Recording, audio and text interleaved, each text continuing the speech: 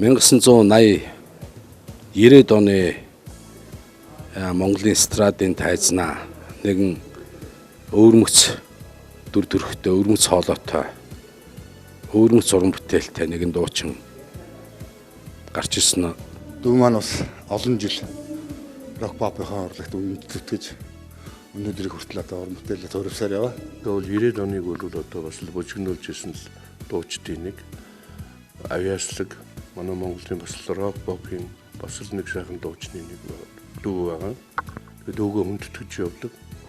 1990 онд түүний дуулсан манай Доронтын цөөрийн хамтлагийн инх төвшингийн дуунууд бол үнэхээр 90 оны тэр хоёр нийгэм шилжижсэн тэр амьдрал баргар үед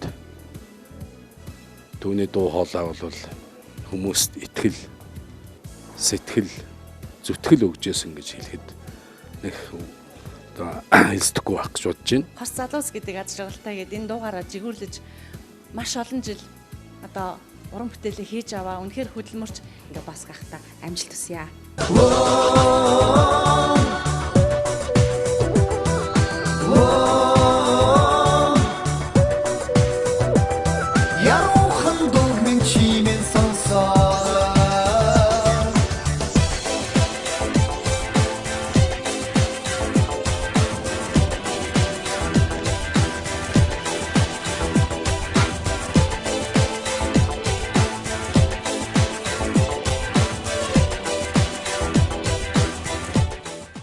Монголын эстрад урлаг шинжлэгдэж эхэлсэн 1980-ад оны ихэнх үеэс хамтлаг дуучид ар араасаа төрөн гарч эстрад урлагт томоохон тесрэлт хийж байсан цаг үе юм.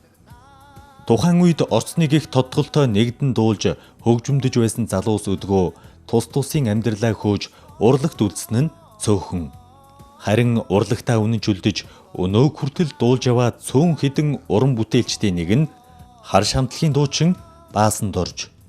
Хоёр сайхан хүүгийн аав, 3 ажтай болж өвөө хэмээн дуудуулж аваа дуучин маань 50 насны босгод авсан ч 20 хэдэн жилийн тэртех шигэ цоглог хിവэр алхаж олонний урилга заллаг концертууд хамтлагийнхаа хит дуунуудыг дуулж үеийнхээ фэнүүдийн сэтгэлийг сэргээж авна. Эхээсээ юсүлээ бөгөөд би чамд хайртай киноны үрлэгийн дүрээр олон танигдсан жүжигчин Пүрвмагийн төрсөн дүү юм. Монголын кино урлагт эгчин харин дүүн эстрадын дугаар өөрсдийн хувь нэмрээ оруулж яваа эгч дүүс билээ. Уран бүтээлийнхээ гарааг эхэлсэн хэлийн зэргийн дуу бүжгийн тайзнаа хуучин цагийн дуунуудаа эгшиглүүлж цэрэг хувцастайгаа ингрээс соёлын тэргүүний ажилтан хэмээх цол тэмдгээр мэлааж авьяасаа үнэлүүлсэн дуучин маань өдгөө их нэртэйгээ аз жаргалтай сайхан амьдарч байна.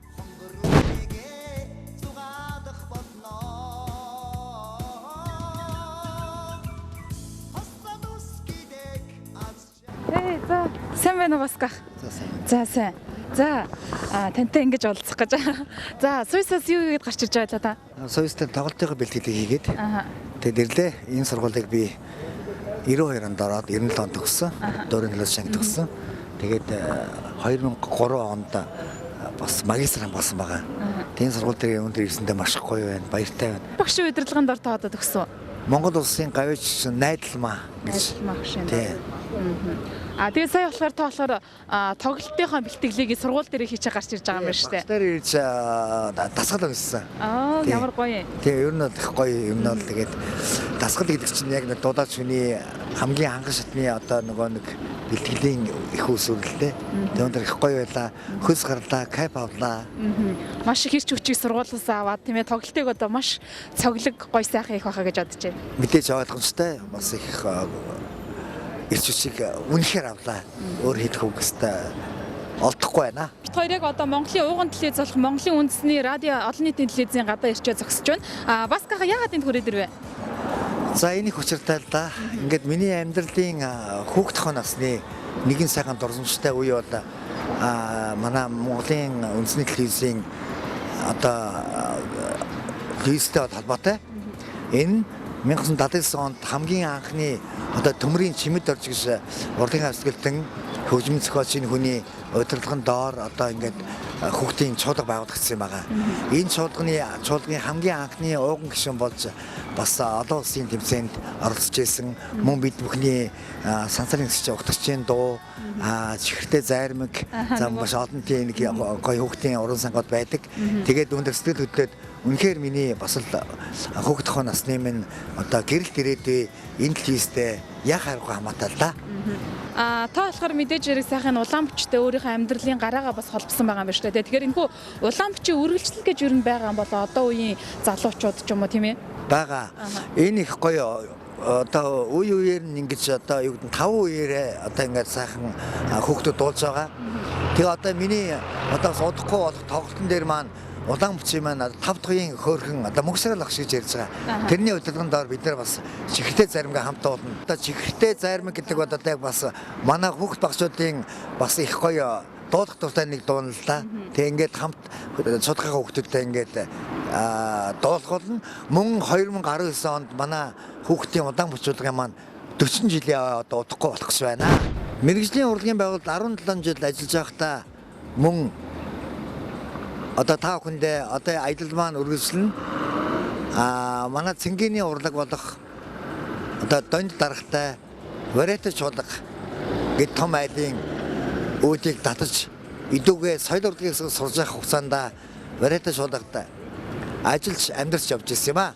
Ингээд бүгдээрээ дараагийн аяллаар үргэлжлүүлж вариатай чуулга руу явъя. За тэгэхээр Басках битэр минь одоо маш гоё газар хөлцсөн ирсэн байна. Энэ бол мэдээж хэрэг дунд иргэн насныхны орох дуртай тийм ээ. За вариатагийн иргэн дурсуудаар хоёлаа хүрээд ирчихсэн байна. Тэгэхээр энэ дээр бас мэдээж хэрэг таны гайхалтай тийм дуунууд гайхалтай бас дурсамжууд энэ дотор байдаг гэж бодож байна. Тэгэхээр хоёлаа энд одоо бас өнгөрсөн дурсамжуудаас яриагаа эхлэе гэж бодож байна.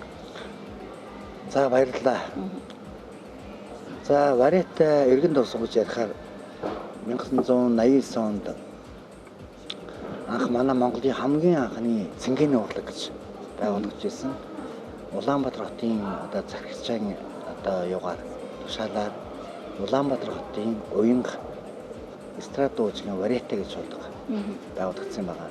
Дарга нь Гүнсэнгийн данд гэж манай ер нь бас нэртэй мундаг одоо бас том төлөвлөлт хөндлөлтэй. Тэгээд энэ вариатай гэдэг чинь одоо хамгийн гол нь зүрх урлагийн одоо зохицуулгыг харуулсан одоо юу гэдгийг одоо яг одоо бидний үеийнхэн одоо мэдж байгаа. Зөвхөн донд үеийнхэн бол доод үеийнхэн бол одоо баг мэдэхгүй байх л да. Гэхдээ яг хаяа тийм цэнгэний тийм газар байдаг. Гэхдээ манай хамгийн анхны цэнгэний урлаг гэдгээр бол бас их гайхалтай одоо төгс хийж чадсан л да. Дондгоо бол. Тэгэхээр энэ болохоор дуутай, бүжигтэй, циркийн урлаг, хоршин мимо драм, ер нь хоршин урлагийн бол эхлэлийг бол бас манай вариатагийн одоо хэсэг уран бүтээлчид бол одоо бас гаргаж ирсэн. Одоо хоршин урлагийн нэрт мастер Монгол улсын гавьяаччин хөрлөхөө бас манай вариатач урлагаас гарч ирсэн шүү дээ. Тийм. Ер нь бол өмнө суурийн бол баг ер нь бол бас зэрэгсэл тавьж ирсэн юм сайхан байгууллага байна. Энэ тайзан дээрээ би одоо хүртэл амьдарч байна. Их гоё.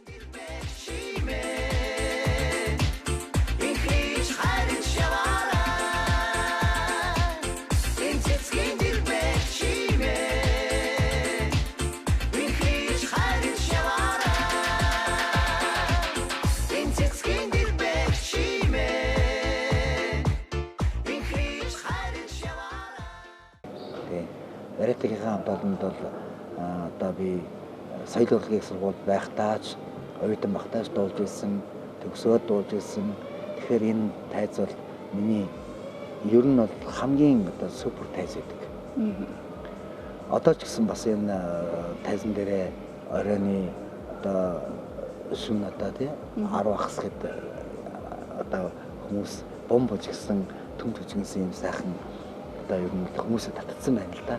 Айгүй сайхан одоо юу гэдгийг эвээ олдсон хүнээ цуглуулад яг л одоо бидний үеийн дунд иргэн насны усуудад энд яг л бидний дог сонсгоод ирдэг хамт ингээд бас нэг үдшиг болгоос өнгөрөөдөг. Тэгвэл нэг үдшиг өнгөрөөдөг гэдэгтэй гол нь юу гэдгийг би 1-4 дуудаад буудаг л да.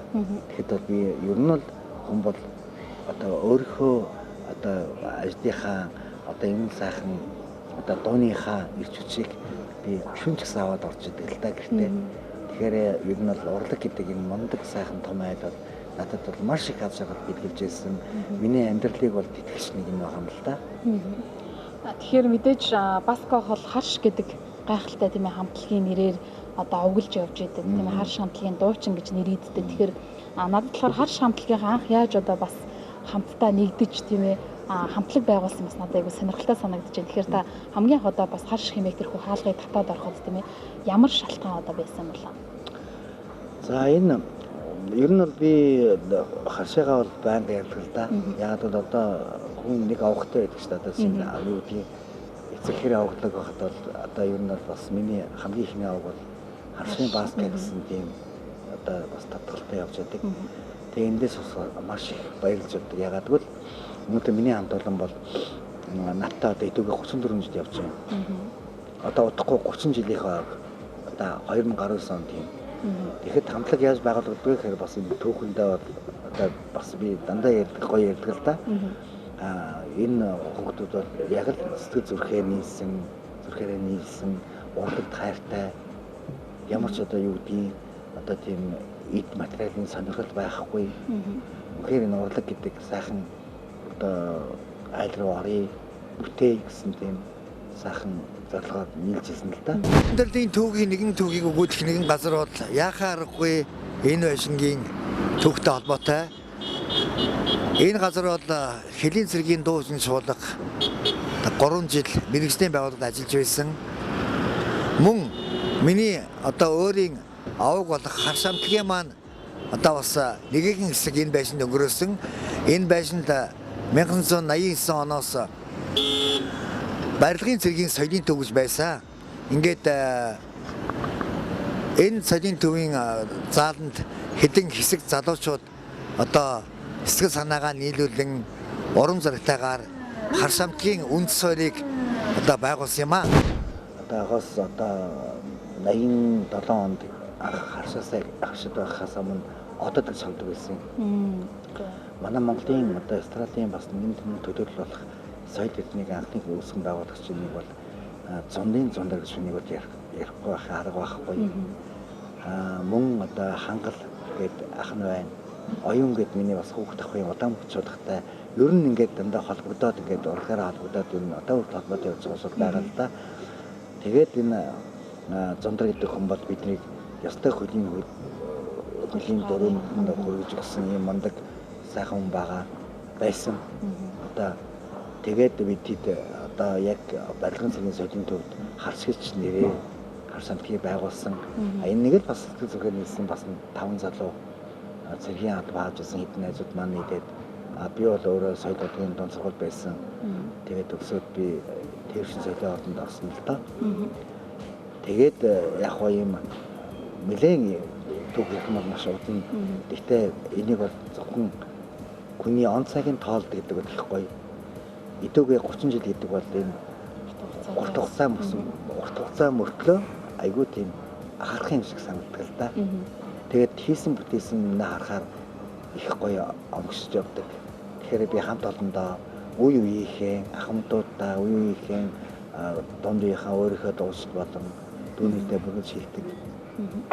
Энэ тогоонд орсон бол эргэж гарц байхгүй гэдгийг би өөрөө дандаа хэлдэг. Тэгээд энэ урдгаарч одоо мэдээж сургууль соёлын төгсөөд ингээд олон жил явцсан хүмүүсд одоо өндөр энэ урт замгүй гэж би боддог л доо.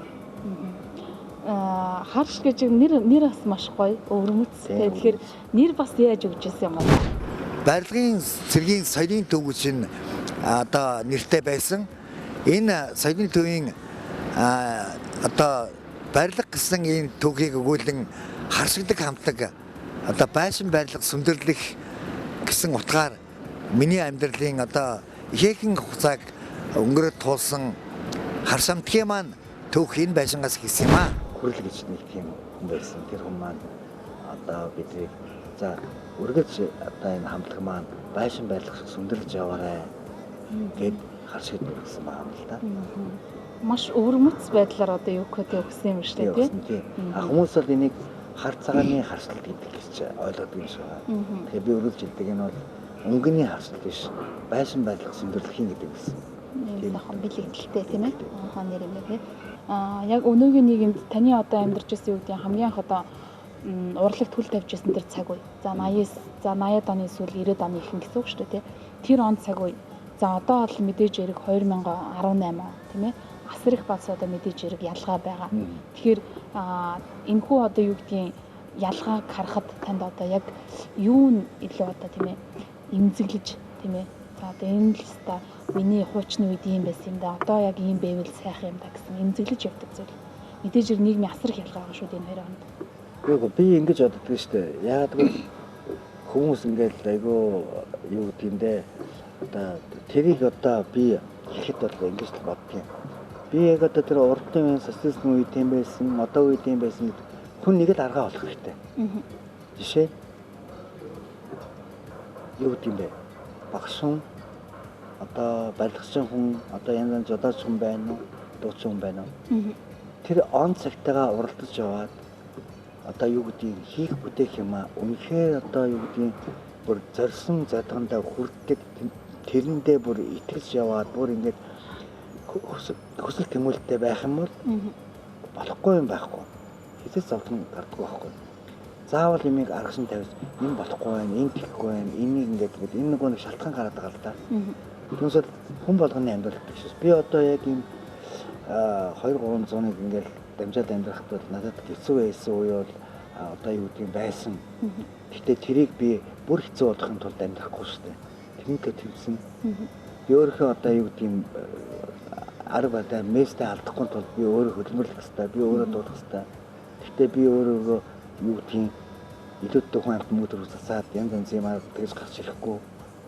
Угаасаа л хүн нэг л амьдрал дээр төлөвлөсөн, төлөвлөгөөтэй, зоригтой, бүтээлтэй амьдрах юм бол хүний амьдрал яг л гоё. Тэгэхээр нийгмийн одоо энэ юу гэдэг таны тухайн үед ингэж гарч ирж ирсэн те 80-аад оны сүүл 90-аад оны ихэнх өнөөгийн яг одоо энэ байгаа цаг үе хоёр маань жоохон хөдөлмөрлөх асуудалтай залхуу байна, хүмүүс залхуу байна. Одоо дандаа ингээ ажил голдог болсон байна. Бүгд одоо юу гэдэг сайд дарга нар болох гээд байна. Тэ тэгээд одоо нэг худлаа диплом өгсөн мундаг улсууд тэгээд яг гараад ирэхээр байхгүй. Тэгээд ер нь залуучууд маань бидний үеийн ч гэдэг юм уу одоо бидний үеийн юм ихэр хүмүүс аяга ууралт юм байлээ. Дээр үеийн ихээр та нарт тестик чинь тийм байдаг гэдэггүй. Хувьчнаар сэтгэгээд байна. Тэгэхээр тэгэхгүй. Тэр угаасаа хүн урдаа өмнөө тавьсан зайдахтай байж л хүн амжилтанд хүрнэ. Тэгэхээр та яг энэ ярьсан шигэ чанагдахтай тийм ээ. Мэдээж яг урлаг бол маш хатуу диктатуртай байдаг. Шантрах үе зөндөл байсан ба хүнд хэцүү цаг үе зөндөл байсан ба. Тэгэхээр магадгүй та яг ярьсан шигэ хөдөлмөрсөн учраас яг одоо надтай ярилцаад энд сууж байгаа гэж бодож байна тийм. Би эзэн шантардаг байсан. Яг л энэ мэрэгчлээ дуртай байсан. Дуртай байсан. Би өөрөө хийж чаддаг болохоор энэс байдгүй байсан. Тэгээд дээрэс нь нөгөө маш олон мундаг одоо юу гэдгийг агуу том акулууд дээрээс нь мэрэгжлийн том багш нар зөвлөгөө өгдөг байсан. Тэгээд энэ чинь нэг сойр өөрийнх нь байгаа яг нэг унган авьяасны дээрс нь дөрөөдөд онлын юм ороод ирэхээр хүн бол тэгээд төгсөлдөг байгаа байхгүй юу? Дуул гаргаа олчж байгаа. Тэгэхээр энэ бол надад эзэш би яраа. За одоо энэ ари армаасыг яд дуулна. Би нэг чадахгүй хаа гэж би эзэш өндөр тэгж шантардаггүй байсан. Яг соёлтод нөө мэдэндээ би одоо өндөр стратанд болсон байгаад одоо юу гэдгийг соёл урлагаас дөрөнд бас шахахт би ари армаас дуулдаг байсан. Том одоо юу гэдгийг зохиолуудыг би дуулдаг байсан. Манайхын мэднэ. Гэхдээ би учиргүй амар мундаг дуулна гэж яахгүй өөрөөхөө одоо өөргөө чадлаараа дуулаад би сайн онц аваад явдаг байсан. Тийм. Та хоёр нөөрэ ямар жанрын дуу сонсдог юм бэ? Би дандаа уянгийн дуу сонсдог. Гэхдээ миний өөрийн арга барил диско. Тэгэхээр яг бас ингэж юу яд юм бэ лээ. Одоо нэг стилүүд нь солигддаг юм байлээ л дээ. Жишээ нь би өөрөө диско дуучин байж миний сонсох юм дандаа уянгийн. Тэгсэн бол төгөлдөр хоорын айз хийлийн айзнаас хайгуу дуртай. Та өөрөө гаднаас ч харахад айгүй тийм дүлгөөхөн, тийм даруухан, айгүй тийм айдуу намдуу штэ яг. Бас тэгж хийж болохгүй. Тий. Намдуу үедээ намдуу одоо намбалцах үедээ намбалцсан амар. Гэтэ би өөрөө хогтолтой. Юмыг дандаа нэг суурин дээр нэг л хийн. Тэгээс игээс ажлыг эргэж бүсэх би хэлдэг хүүхдүүдээс л гэдэг. Та нар яг надаа ажлыг 2 3 гэдэг юм бэ. Нэг хий. Нэг л удаа хий. Нэг удаа ингэж гарсан юм шиг амжилт авахгүй. Тэгвэл дахин нэг марчаал дахиад ингээд дахиад ингээд ер нь тэгээд тийм нөгөө дахин хийсэн чинь тийм бүтээлтгүй амжилтгүй байдаг аахгүй. Таны амьдрал дээр баримталдаг зарчим уу? Яг зарчим баримталдаг. Гарал энийгэд хийн, энийгэд би бүтээн гэсэн үг гарал бар. Заавал авна гарна. Баасан дэрж гэдэг хүний жоохон хувийн амьдралаа өнгөцгөн өндийгөд харуул ямар вэ гэж бодож байна. Тэгэхээр та гэр бүлийнхэн талаар эхлээд сайхан танилцуулаач. За, ер нь бол тэгэл тэр болгон юу гэдэг юм бэ? Одоо сошиал ертөнцөөс тэр юм уу? Кризээр ихтэй зүгээр зөвхөн баасан дэрж их гэдэг айлаар ороод гардаг гэсэн болохоос яг манай гэр бүлийн хүмүүс дийлэг гарч ирдэггүй байсан. Тийм. Тэгэхээр манай хүн бол содонгоч ихтэй. Сайхан даруухан ухаалаг эмэгтэй байдаг. Тэгээд үнээр сайхан одоо юу тийм эмэгтэй хүний одоо ганц авах чанар бол өнөөдөр юу н бодоход хүн ухаалаг байгаач амьдралыг чиглүүлж чаддаг нь гол байгаа.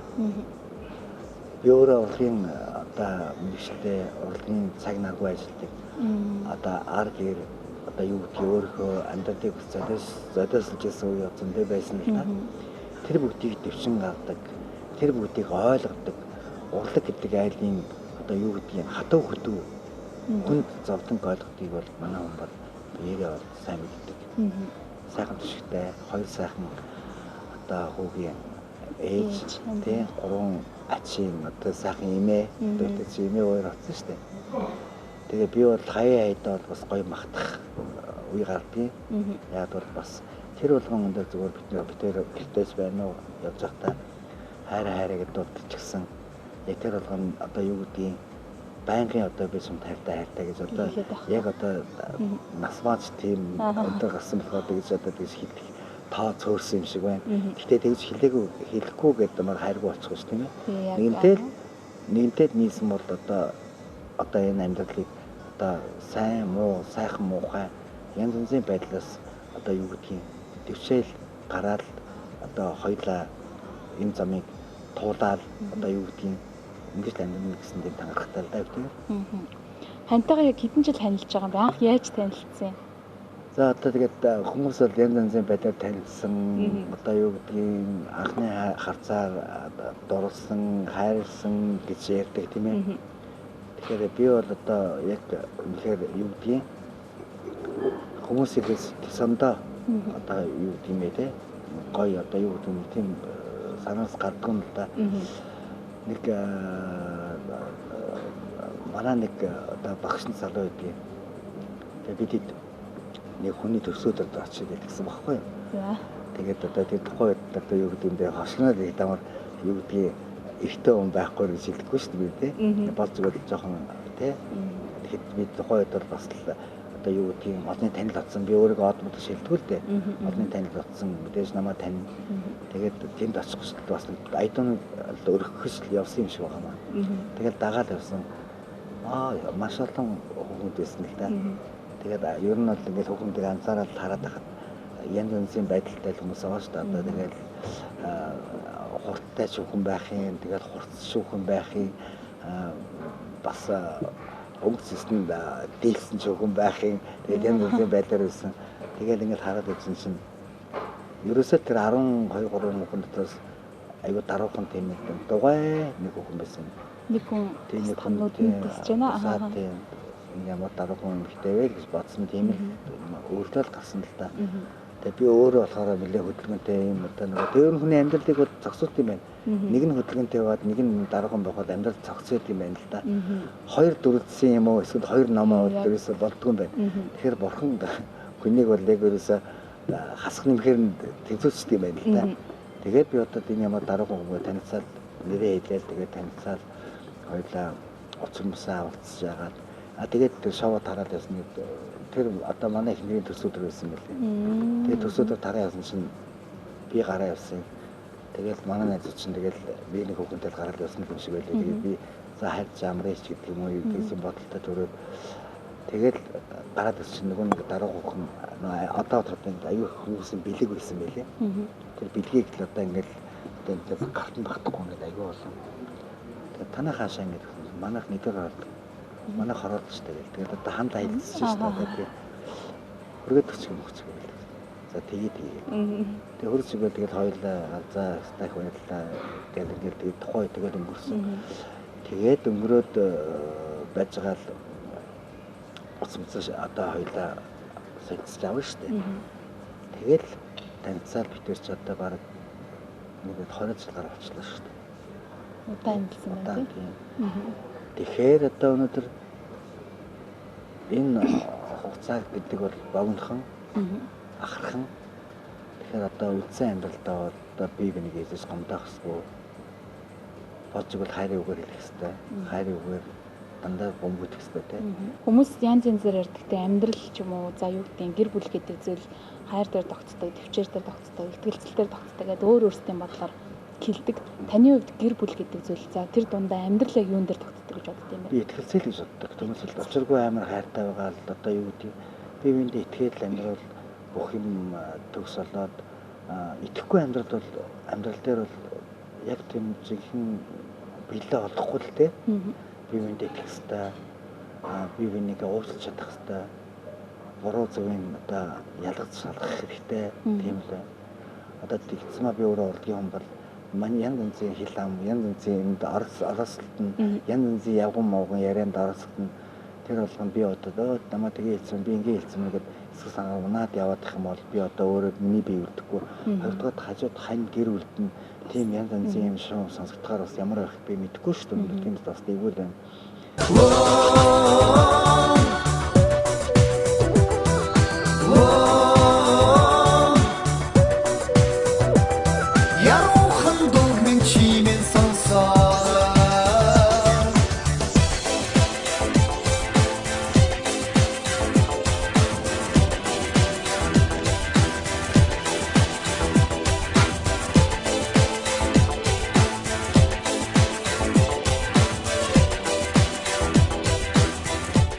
Тэгэхээр урлагийн одоо буцаад хоёул яриалгаарыг тоглолт удахгүй болох ч юм тийм ээ. Тийм тоглолт бол мэдээж одоо таны өөрийн тоглолт бие даасан тоглолт байгаа. Тэгэхээр нийт дээр ихэд нууц биш бол энэхүү тоглолтын дээр ойролцоогоор хэдэн дуу дуулахын хамгийн дөрөнд бол мэдээж хэрэг үзэгчтэй үстэд хэдэн дуу дуулах бол тийм ээ. За ямар сюрприз барих бол хамгийн их хүсдэг штэ ер нь бол үзэгчд. Энэ л угаасаа юун дээр Шторкон дээр зардаар явцсан байгаа. Шилдэг 25 дуу гэсэн байгаа. Тэгэхээр би өөрөө шилдэг 25 дуу дуулна. Дээрээс нь би бас нэгэн сургалт өгсөн одоо сонгодог бас нэг хамтарсан сюрприз одоо манай ангийн айгүй олон гавьтуудтай. Өөрийн бас гослоос нэлээд бас одоо ер нь бас мундаг одоо бас алтай хоолойтой эрдэнэ туяа гавьт дээр яг нэг огшин шав. Тэгээ нэг анги хоёлаа бас ингээд нэг бүтээл хийж байгаа.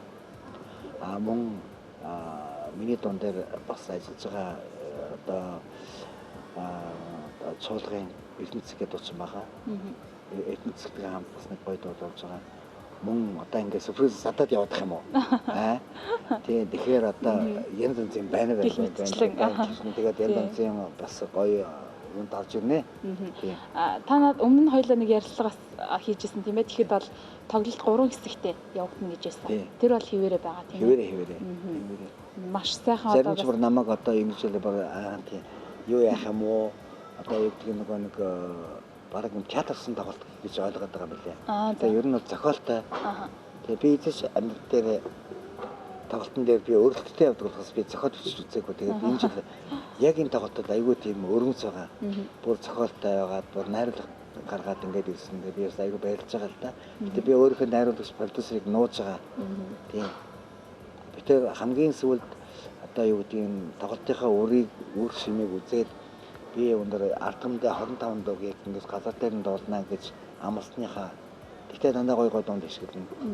Тийм. Тэгэхээр би одоо өөрийнхөө продюсер одоо яг алдарт ажиллагаасаа би тоглолтын дараа задлана л да. Тийм.